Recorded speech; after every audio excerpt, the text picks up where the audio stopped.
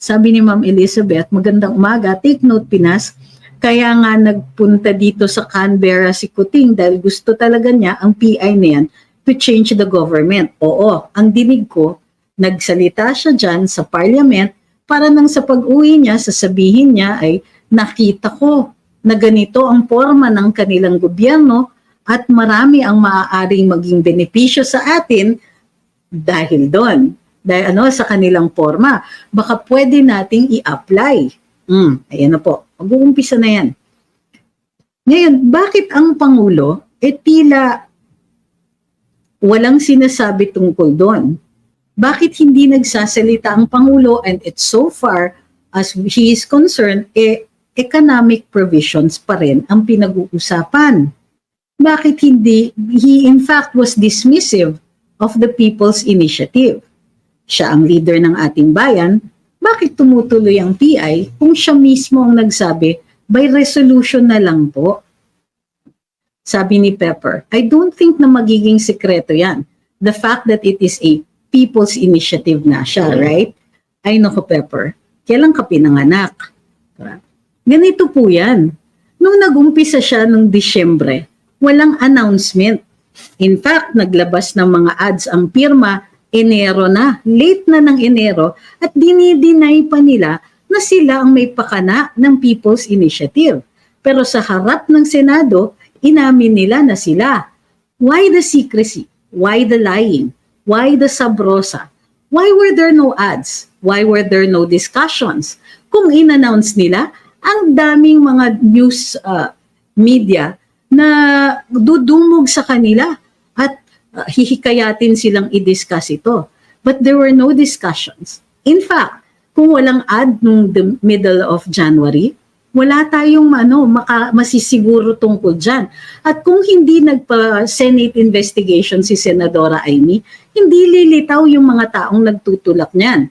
Bukod pa doon na diskubre natin na tinutulak nga ito ng ilang mga kawani ng gobyerno, partikular na ang ilang di umano mga kongresista at ginagamit daw ang AKAP para dito, para pondohan ito. So yung mga in denial dyan, huwag kayong mag-alala. Kung mali kami, by June alam na natin at pwede kayong mag-gloat. Pero we cannot take the risk na tinutuloy ito ng lingid sa ating kaalaman.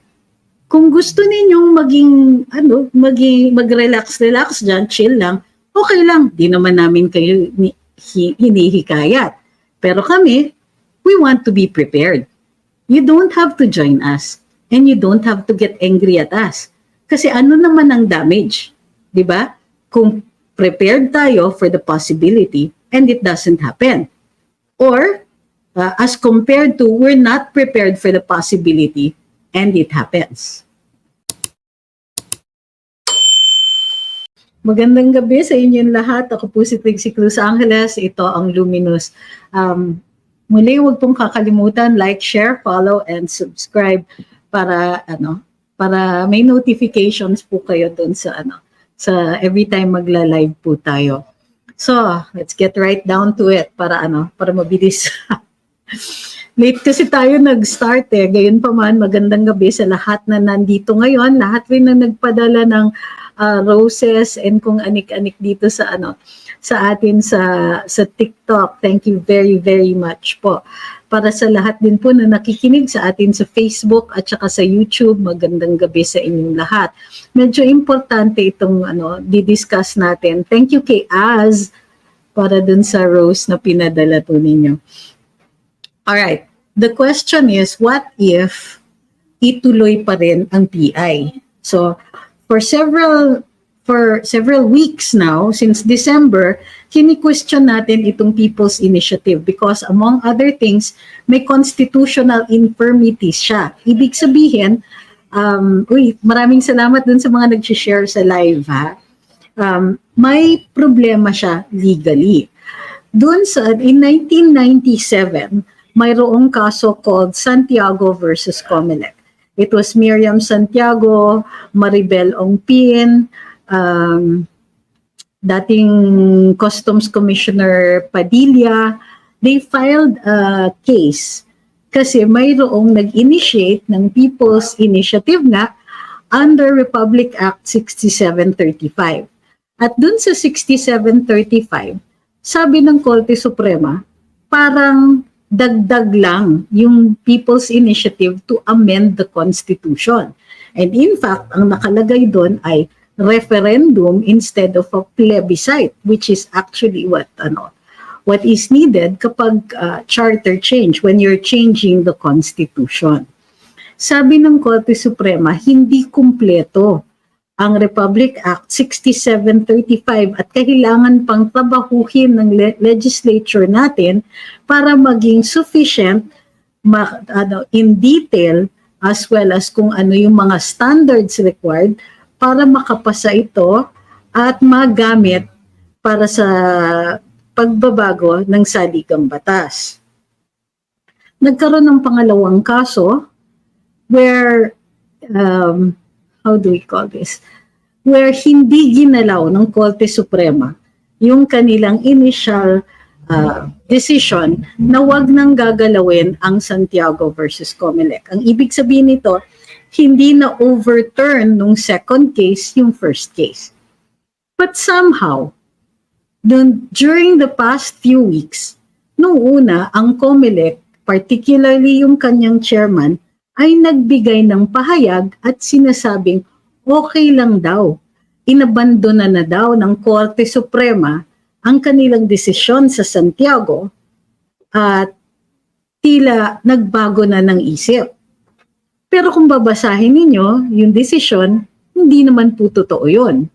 May ilang mga dalubhasa sa saligang batas ang nagtestigo sa Senate hearing na pinatawag ni Senadora Amy at sinabing maliwanag na ang ginagamit ng Comelec chairman noon ay yung motion for reconsideration kung saan di umano'y sinabi daw ng ilan sa mga mahistrado na inaabandona na or nagbago na sila ng isip tungkol sa RA 6735. Ngunit pag titignan ninyo yung tinatawag na dispositive portion, maliwanag na ang motion for reconsideration ay dinismiss. And therefore, ina-uphold ng Korte Suprema ang Santiago versus Comelec, which says, hindi sufficient ang Republic Act 6735 para People's Initiative para amyendahan ang saligang batas. Anong ibig sabihin nito ngayon? Ang sinasabing People's Initiative na di umano'y isinusulong ng isang grupong tinatawag ang sarili nilang pirma ay hindi maaaring tanggapin ng Comelec. Ang petisyon nila, kung ito ay ifa-file nila, ay hindi papasa ng tinatawag nating constitutional muster. Kapag ito ay tinanggap ng Comelec, with or without a new IRR, and we'll talk about that later, maaaring dalhin ang kaso sa Korte Suprema nang sa gayon mapabulaanan ang petisyon. Bakit natin pinag-uusapan na banggit ang IRR? Nung pinatigil ng Comelec yung pagtanggap ng mga signature sheets nitong Enero, ang sabi nilang dahilan ay dahil hindi rin daw kumpleto ang implementing rules sa Comelec. Ito ay resolution number 10650 na di umano'y pinasa na so-called implementing rules ng RA 6735. Sabi ng Comelec, wala rin po kasi doon provision kung saan maaaring bawiin ang mga signatures ng mga taong feeling nila ay nalinlang sila sa pagsumite ng mga signatures sa initial stage.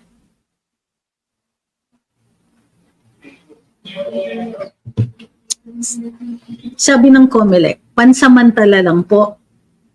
During the hearings na pinatawag ni Senadora Amy, sinabi na ng Comelec wala daw silang panahon at para mag-imprenta ng panibagong forms para sa 2025 nang maisama doon ang question tungkol sa People's Initiative. No longer possible daw. Ngayon naman, ang sinabi naman nila sa iba pang komite, very recently, ay pwede na daw po, pabago-bago yata isip ng COMELEC. Depende sa ihip ng hangin at depende din kung sinong kaharap nila. Anong ibig sabihin nito? Hindi natin mapagkakatiwalaan kung ano man ang sabihin ng COMELEC dahil nagdidepende talaga ang sagot nila sa kung sino ang kaharap at kung ano yung tanong. It doesn't change the fact. Andyan ang pirma at sinusulong pa rin nila ang People's Initiative. Paano naman yung sinabi ng ating Pangulo na wag na PI, mag-pass na lang ng resolusyon yung dalawang kamara nang sa gayon ay mapag-usapan na lang ang charter change on the economic provisions. Pwede ba yon? Pwede po, actually.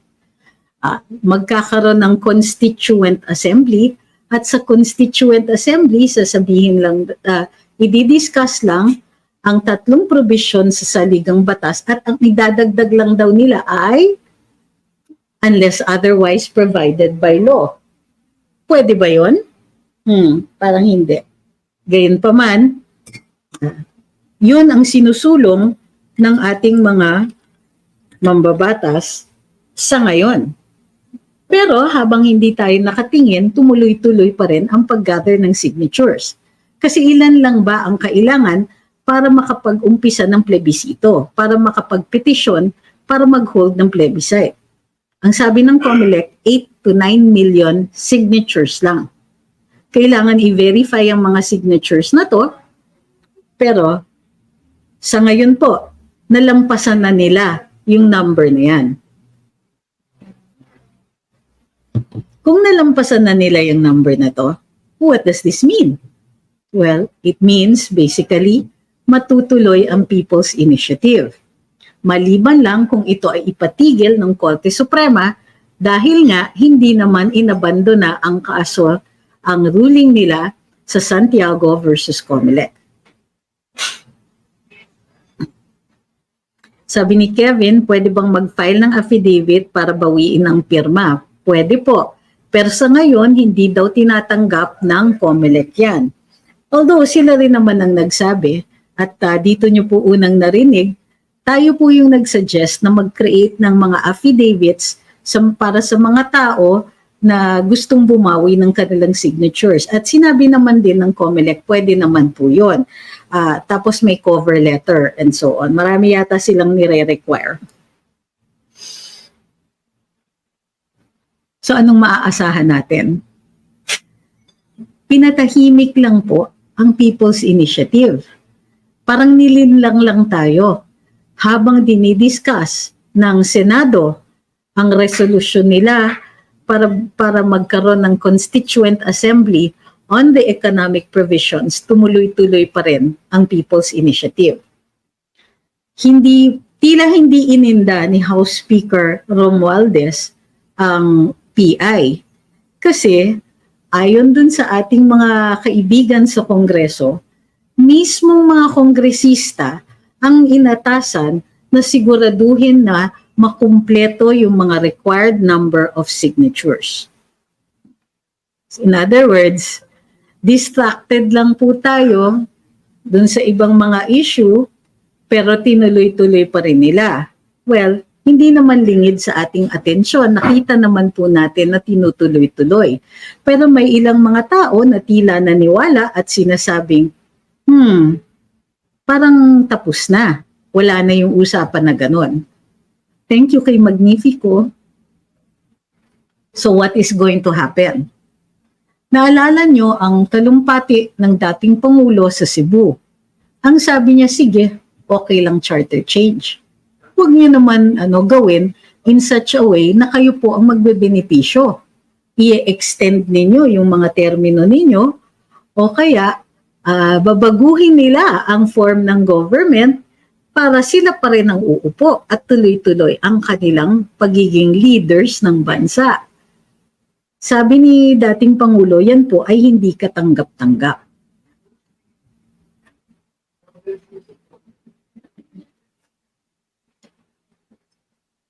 Okay.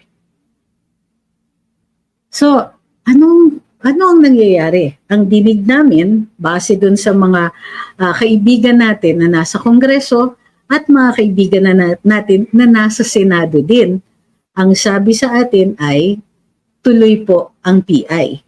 At hindi lang po tuloy, ang kanilang pakay, tunay nga, ay ang hindi lang po charter change, kung hindi pagbabago ng buong ng form of government.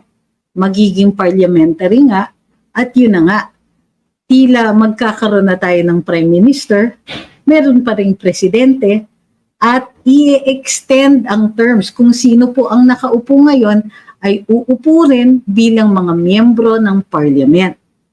Ang presidente ay siyang presidente pa rin, ngunit mawawalan ng vice-presidente. Kasi wala naman vice-presidente in this kind of parliamentary form na isinusulong nila. Medyo masalimuot. So, it appears right now, base dun sa mga kongresista na nagkikwento sa amin at ilang mga senador na nagkikwento din, ito po ay matutuloy. At hindi lang yun, mayroon po silang mga pagbabago na mismong kino-call out ni dating Pangulo, yun ang itutuloy nila. Things can change, of course. Kung marami tayong tumutol, then I'm sure magkakaroon sila ng konting delikadesa at pipigilan yan. Ngunit, the way things are going, yan po ang mangyayari ngayon. So, bakit mahalaga na talakayin ito kahit hindi pa po nangyayari? Dahil mabilis po ang mga pangyayari niyan. Hindi ba't ilang ulit na natin sinabi na ang pagbabago ng saligang batas hindi pwedeng madalian. Hindi yan pwedeng 15 days, 30 days, 90 days. Kadalasan yan, kailangan ng diskusyon ng inaabot ng taon. May ilang mga constitutional conventions nga na taon talaga ang mga diskusyon. Dahil, syempre may mga matters na nangangailangan ng legal opinions at saka ng mga opinion ng mga dalubhasa. Hindi lang yon, kailangan din ng pagkakataon na matanggap ng publiko, madiscuss ng publiko, at mapag-usapan din.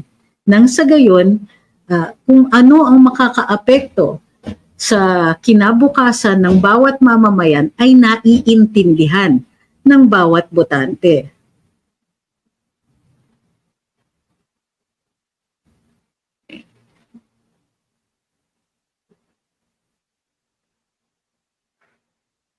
Okay.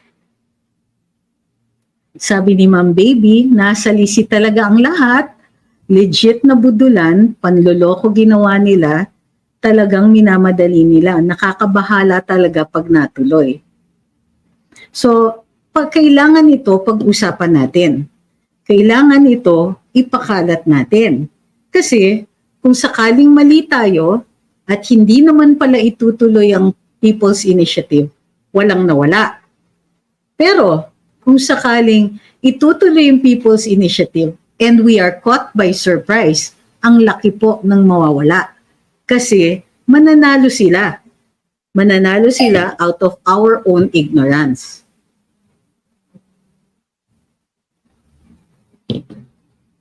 Sabi ni user 117465, kung ang intensyon ng PI nila is really for the bayan, dapat i-discuss yan at di pa sikreto ang paraan. Oo, at hindi ura-urada.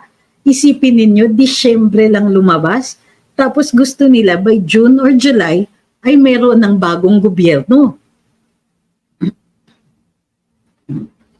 So, hindi namamatay yung issue ng PI. Dahil hindi namamatay yung PI. Tumutuloy-tuloy pa rin po sila. Sabi ni Ma'am Elizabeth, magandang umaga. Take note, Pinas. Kaya nga nagpunta dito sa Canberra si Kuting dahil gusto talaga niya ang PI na yan to change the government. Oo, ang dinig ko, nagsalita siya dyan sa parliament para nang sa pag-uwi niya, sasabihin niya ay nakita ko na ganito ang forma ng kanilang gobyerno at marami ang maaaring maging benepisyo sa atin dahil doon. Dahil sa kanilang forma. Baka pwede nating i-apply. Ayan na po. Mag-uumpisa na yan. Ngayon, bakit ang Pangulo tila walang sinasabi tungkol doon?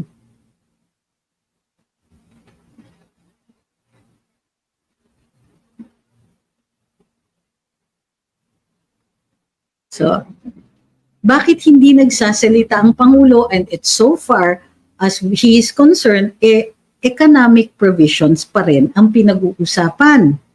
Bakit hindi? He in fact was dismissive of the People's Initiative. Siya ang leader ng ating bayan.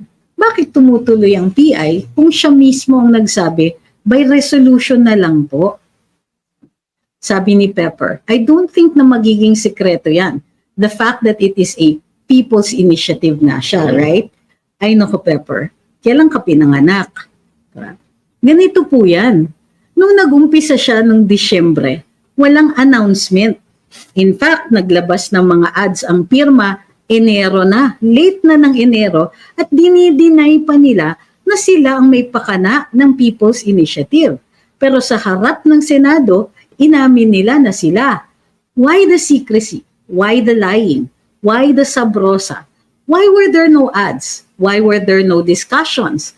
Kung in-announce nila, ang daming mga news media na dudumog sa kanila at hihikayatin silang i-discuss ito. But there were no discussions. In fact, kung walang ad nung the middle of January, wala tayong masisiguro tungkol dyan. At kung hindi nagpa-Senate investigation si Senadora Amy, hindi lilitaw yung mga taong nagtutulak niyan. Bukod pa doon na diskubre natin na tinutulak nga ito ng ilang mga kawani ng gobyerno, partikular na ang ilang di umano mga kongresista at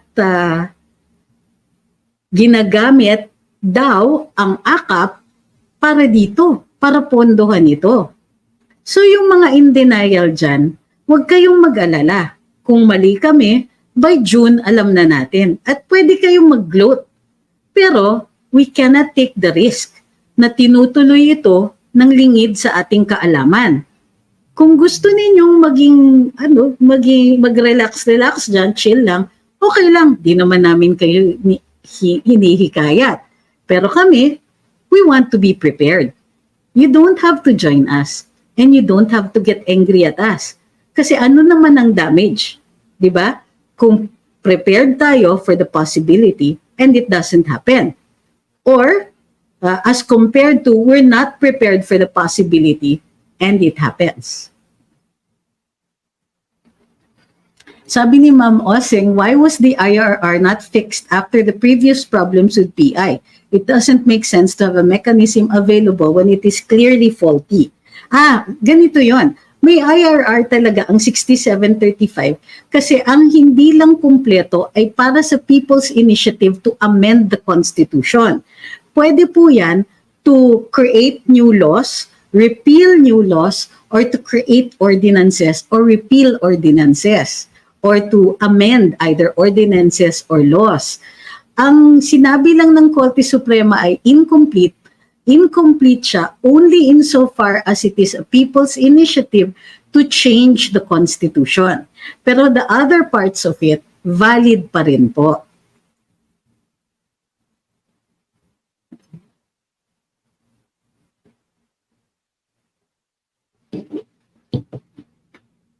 Sabi ni Ma'am Emmy 2277, ngayon pa lang corruption na.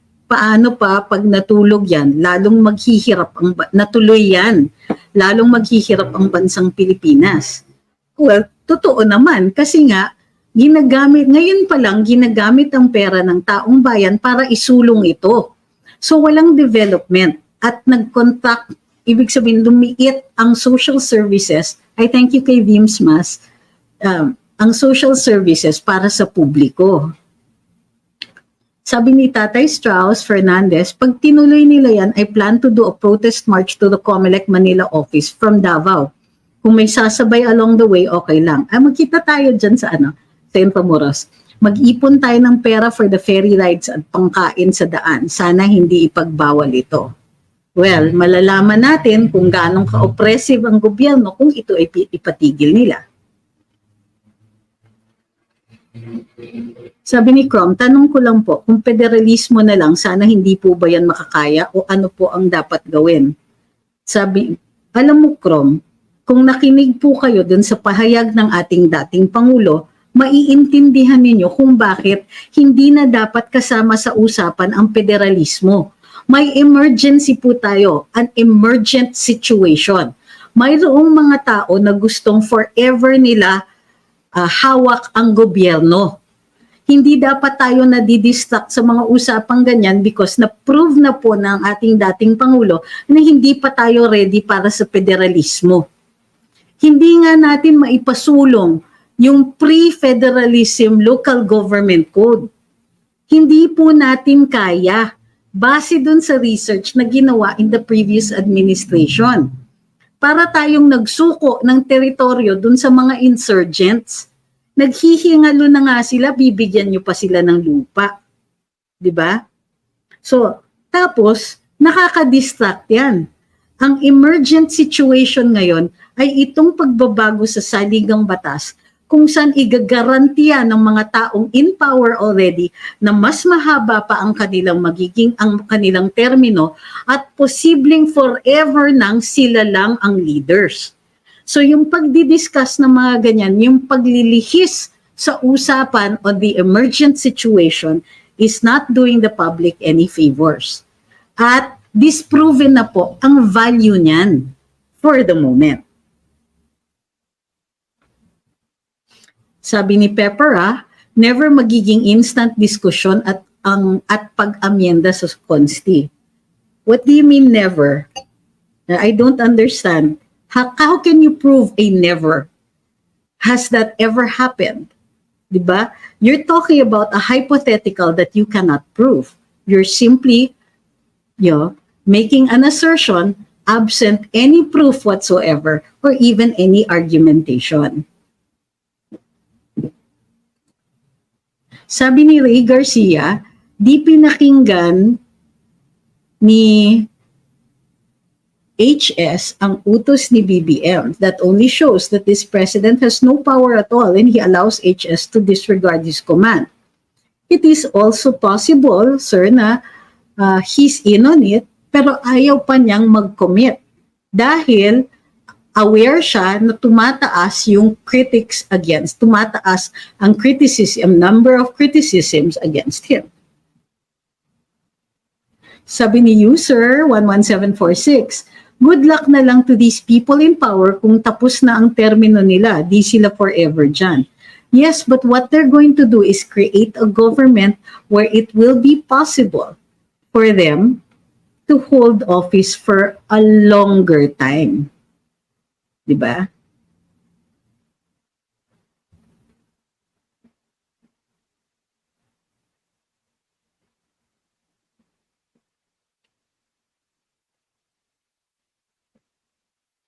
Thank you sa pag-share ng live kay Linya ko.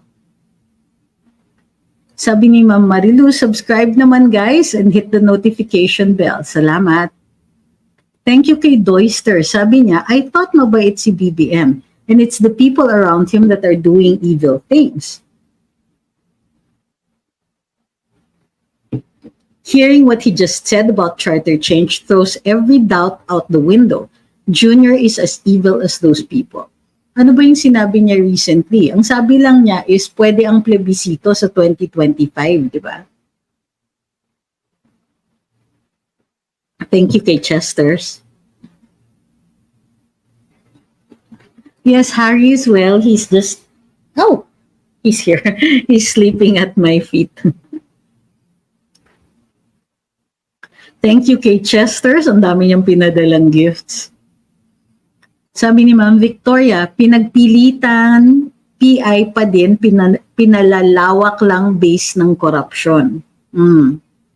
At saka panahon para mag-corrupt, di ba? Sabi ni Benjamin Go, bakit tayo lang nagsasalita? Nasan sina Senator Robin, Bongo at Bato? Ayaw nilang tumindig sa Senado? Nasaan na sila kung kailan kailangan natin sila? Hindi ba't dati, matagal ko na po itong sinasabi, ang Senado at ang Kongreso ay collegial bodies.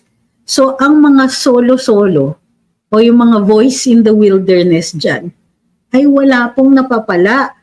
So kung kunwari, you go against the crowd, garantisado, walang pondo para sa distrito mo, walang proyekto, at yung mga isinusulong mo na batas ay hindi maipapasa.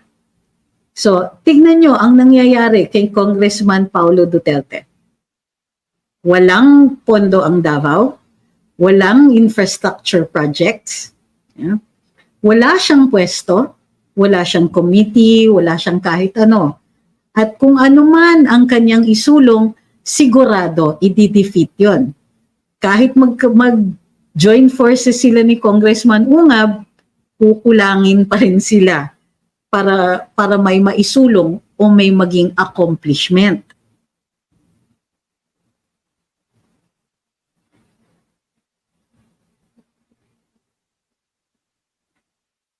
Nakakatulog ba kayo? Sabi ni Vincent, ano ba naman yung post mo, yung nakakatulog ba kayo? Di ko na tinapos, baka may jump scare. Uy, hindi ako nag-jump scare, chip yun. Sorry naman po. At hindi yun ang nakalagay. Ang nakalagay din, nakatulog ba kayo? Kasi nalingat tayo. Tumutuloy-tuloy pala ang PI. Sabi ni Kevin, political maneuvering dito sa Pinas, napakalala. Sabi ni Ma'am Sheila, grabing stricto. Stricto sino?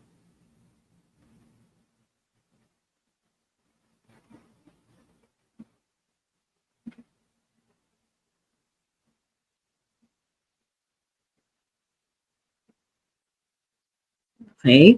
Sabi ni Mugen, ano po ang masasabi niyo sa statement ni Gadon regarding sa economic provisions lang daw ang isusulong at hindi political provision? I understand that he made that before namin na kausap yung ilang mga kongresista. And come on guys, nag-i-expect ba kayo na maging oposisyon si Attorney Larry habang nasa loob siya ng gobyerno? Get real. Di ba?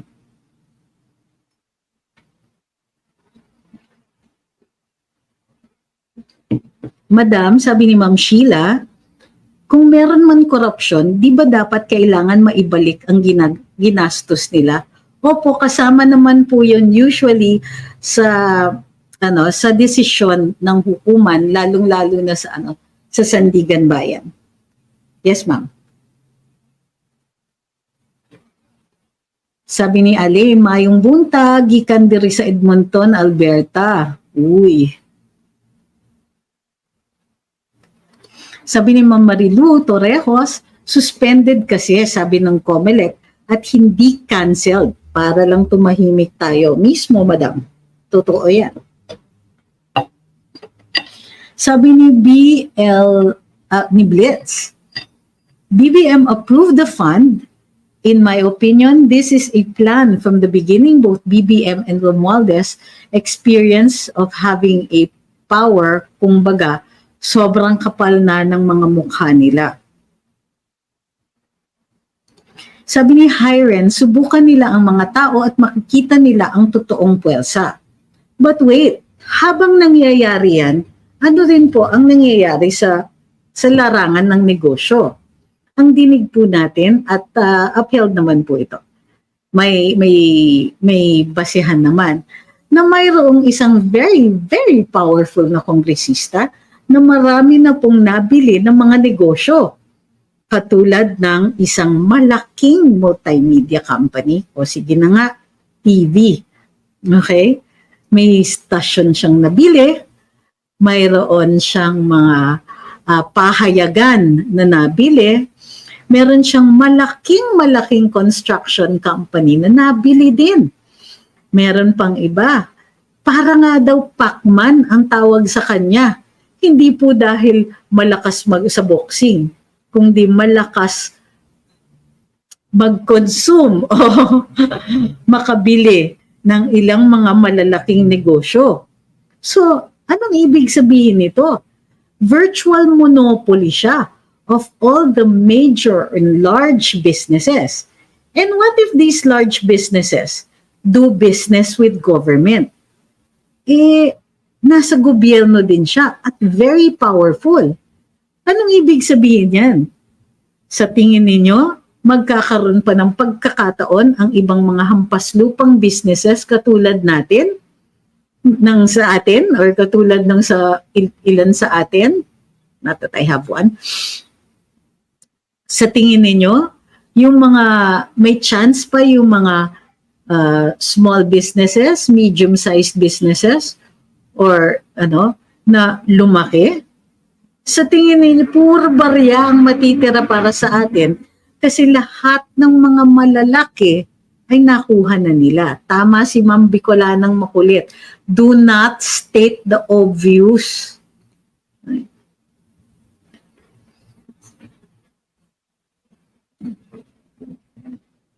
Sabi ni Tonton, bingo again Duterte, di lang nagmurang FPRD sa Cebu, bumigay agad si BBM and Tamba. Alam na this.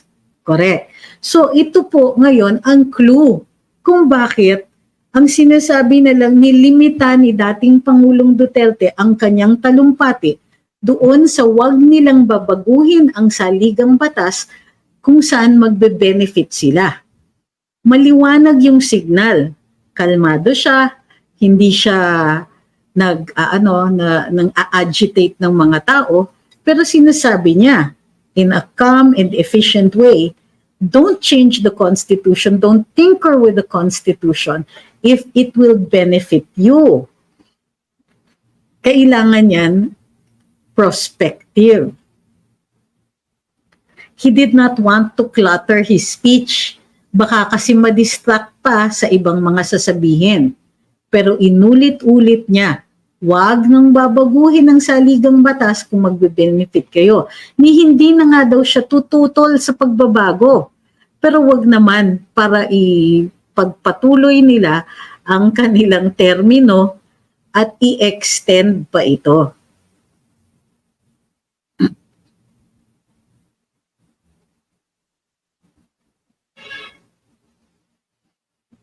Hi kay Edward. Sabi ni Edward George de Vera, finally after 17 days nakalabas din yung dad niya from the heart center. Oh, I hope he fully recovers soon. What a relief to watch you now at comfort of our home. Yun nga lang, nakakalungkot ang nangyayari sa Pinas. Sabi ni Real Me, sabi ng isang attorney na na-interview ni Ted Filon, di pwedeng pagsabayin ang plebisito sa 2025 elections, kailangan i-separate para maipaliwanag ng maayos sa mamamayan. Di pwedeng rason na expensive kaya isabay. Alam nyo, parati naman dahilan yung expensive eh. And in fact, sinabi na nga ng COMELEC, wag na po, hindi aabot, pero nagbago pa sila ng isip. Pero tama po yung abogado na yon. Kasi iba po ang issues at iba ang rason para pumunta sa presinto pag plebisito at iba ang rason kapag may binoboto. Ang gagawin, kaya pag pinagsasabay nila, ay para mas mag-guarantee yung pagpapanalo ng mga yes votes. Alam niyo kung bakit? Merong tinatawag na equity of the incumbent. Yung mga incumbent po ay malaki ang chance na mapanalo uli at maraming binibigay na kumbaga, benefit of the doubt sa mga incumbents pagdating sa election laws. Kung yung mga incumbents ay maghihikayat na yes to charter change, edi may unfair advantage na sila doon. So, yun po yung dahilan kung bakit gusto nilang isabay. Sabi ni Gwen, extend ang term in time na pwede na si Kong Sandro pumalit. Obvious naman. Opo. Pero ang naririnig nga natin ay Dahil may mga tumututol sa plebisito sa 2025, baka i-hold yung plebisito nitong 2024. Kasi kung itutuloy yung sa RA 6735, from the time tanggapin yung petisyon, may 90 days lang na iintayin para mag-hold na ng plebisito.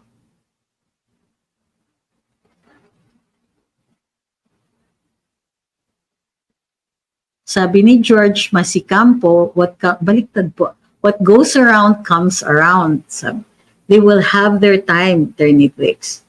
Yes, but if we can, kumbaga, we have to make it known to them that we know they're doing this na nananamantala sa kanilang advantage. Halimbawa, yung access nila to public funds. Hindi naman po tayo bulag dun sa paggamit ng AKAP, X, tupad, yung sa PWDs, yung sa card, and so on, na pinag-usapan natin kahapon. Sabi ni Ma'am Janet, kaya po kalma si FPRD dun sa rally sa Cebu kasi religious daw po ang mga taga Cebu. Yun ang sabi ni Ms. Malutikya.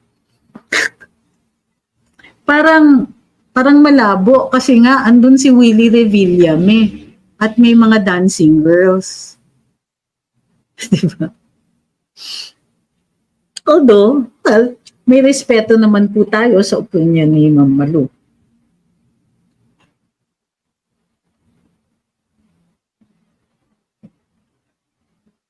Sabi ni Soyang, dati ang sakit sa tenga ang Marcos never again. Pero ngayon, ang sarap ipagsigawan. Aray. How quickly the times have changed, ano? And oh, how the mighty have fallen. Sabi ni Ma'am Marlita, laging expensive pero laging lustay ng pera ng bayan. So walang kwentang fashion and concert.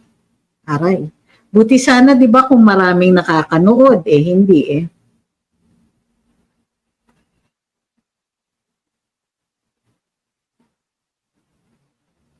Sabi ni user 604-998, I'm looking forward for him to step down, whether 2028 or through eviction. Nakakapagod, ano? Sabi ni Lynn Yako, no to Romualdez.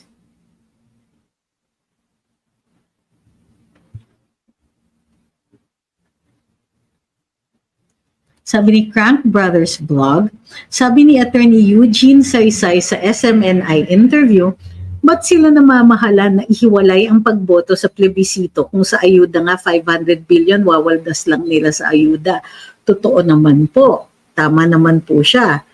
Kahit ako nga, di ba, sinasabi natin kahit noon pa, ewan ko kung bakit yung sa kanya nasa site nyo, kami hindi. Sinabi namin, even last January, even last December, kaya ninyong magpaayuda ng 500 billion pero namamahalan kayo sa Constitutional Convention. Bukod pa dyan, sinabi ng ating dating Pangulo, personally, ayaw niya baguhin yung saligang batas. Pero sige, kung gusto nila, go lang. Wag lang naman yung garapala na sila mismo ang magbe-benefit dun sa pagbabago.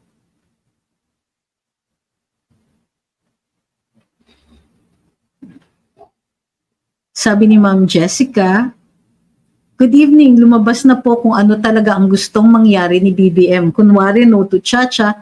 Next, divisive ang gustong mangyari ng Kongreso na baliwalain ng Senado. Lately, iba na naman. Sabi ni Dongmen Gallardo, alam kung bakit may mabuting puso si PBBM. Kaya lang mahina ang kanyang loob para punahin yung ginagawang kalokohan ng mga taong malalapit sa kanya. Kaya kinikriticize na siya ng taong bayan, hinahayaan niyang masira ang kanyang pangalan. Well, totoo po yun, but it also goes down to his leadership. Siya po ang Pangulo ng bayan. Siya po ang leader. Kung may mga tao na mas mababa ang rangko sa kanya o kaya wala namang rangko sa gobyerno ang nakakadikta sa kanya, ibig sabihin, hindi siya talaga leader.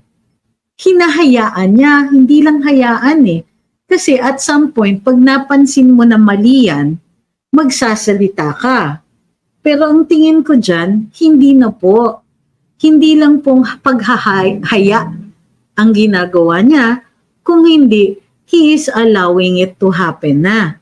Ibig sabihin, hindi siya tutol. Kasi kung tutol siya, gagawan at gagawan niya ng paraan yan. Siya yung presidente. Kaya niya po yun. Pwede nga niyang pakulong ang pinsan niya kung gusto niya.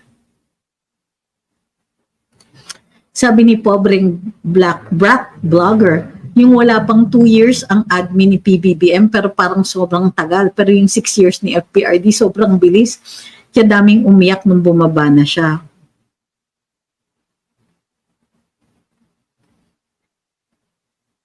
Sabi ni Stephanie, kaya nga atat na atat nila baguhin para mapakinabangan ang anumang babaguhin nila. Ay hindi lang mapakinabangan, talagang ang plano nila dyan ay abutin ng dekada.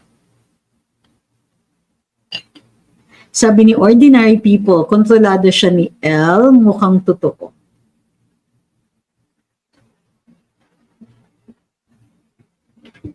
Sabi ni Krisen, kulang si PRD? Kasi sabi ni Attorney Roque, nagsabi si Mayor Rama, host mayor, to stick with the PI issues for him to stay with the rally. Alam nyo, hindi ako sold dun sa idea na yon because CFPRD is what we call irrepressible. Do you honestly think that that this was born out of somebody else dictating to him? O siya mismo ang nag-isip ng ganito?